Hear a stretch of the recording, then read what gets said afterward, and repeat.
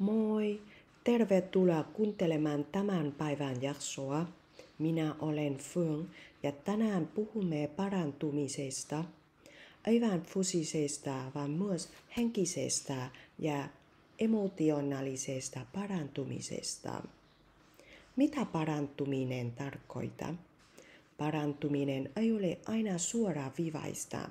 Se voi olla hidasta, joskus kivuliasta, mutta se on myös kaunista.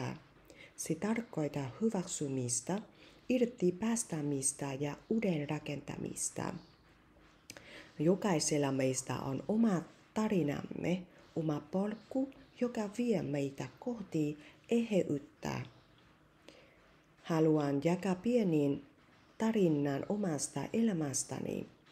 Kun muutin Suomeen, koin kulttuurishokkiin, yksinäisyyttä ja epävarmuutta.